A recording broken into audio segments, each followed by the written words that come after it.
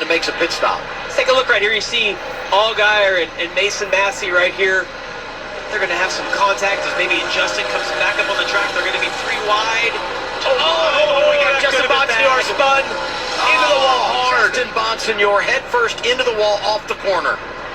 It had an outstanding day. That's big. A lot of time inside the top 10. He had a great day going. Yes. He did. We've been talking about him all day. That 19 car obviously won the last time we were out, and Justin had been doing a great job. He was running 13th when it got away from him. Big impact. There was a bit of contact here. Yeah, I'm fine. Just jumped us. Sounds like he might have had contact with another driver on the I believe exit it was of the 48 at Nick Sanchez. turn 2. Off of turn 2. But a vicious hit there in the inside wall. Here they are coming off of turn 2. Oh, it's almost like Nick just misjudged that. I mean, it almost wrecked Sanchez as well. You slide up, you get tied off turn 2, and it's almost like he just misjudged how much room he had right there. And unfortunately for Justin, he got caught, and then you start heading for that inside wall. You see the impact. Those rear tires come completely off the ground. Yeah, it's like the 48 took off up the racetrack. Gosh, He it took kind of off was quick. Yeah, he was chasing it a little bit at the same time and just met with the 19 at the worst possible place. It's always incredible to me that wherever the wall sticks out, it's where you tend to always tend to hit. Yeah. Of course, it wouldn't have mattered if that wall would have been in 20 more feet. It was still going to be big contact for the 19 car. No, especially when you're not expecting where he got turned there. You're hard in the throttle already, accelerating off the corner. It's the 4th caution of the day, and we're showing 14. It's a second in 10 laps. 1 second of fall off in 10 laps. So if you can recover that a little bit, we will be sitting in a catbird seat. They do have one extra set of tires laying compared to the drivers that came down pit road, Dylan. Brandon Jones a little bit higher, trying to generate that run that he needs down the backstretch. You know, Zillage has been, you talk about what he's done last 15 races, 15 consecutive top 5s. That matches Sam Ard for the best run all time when you talk about consecutive top 5 finishes. He could break the record here today. We know about his wins, already owns the record for most wins by a rookie, the youngest driver to do so many things in the history of the Xfinity Series. And despite the fact he's so good on points, he'd love to punch his ticket with win number 10 and go to the round of 8.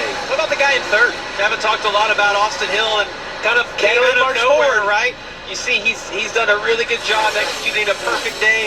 I just looked up and I was trying to figure out who's the blue car running behind those guys. I'm like, wow, Austin Hill, you see right there, 7 points below the cut line, but man, a top 5 today would be huge for this 21 team. This is the day they needed for the 21. They needed a big day today because when they came in here, came in the playoff, 0 playoff points from that suspension at Iowa post-Indy.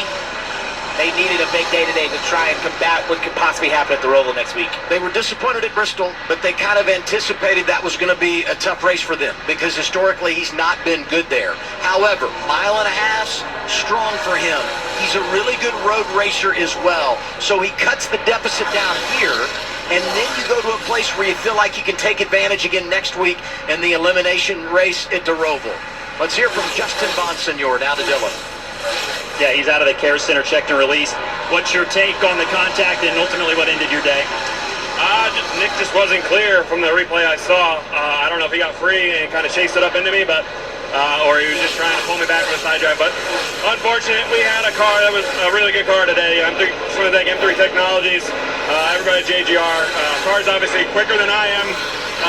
I feel like we could have had a good solid top 10 finish, but it wasn't meant to be. So we got 2 more, and we'll try hard at Martinsville. I feel confident going there. I've been there a bunch of times. So unfortunate that we couldn't get a good finish today, but obviously it's a good thing the 19's on to the next round, and hopefully Brandon Jones can get us another win here and get us through. And 19's still in the owner's fight.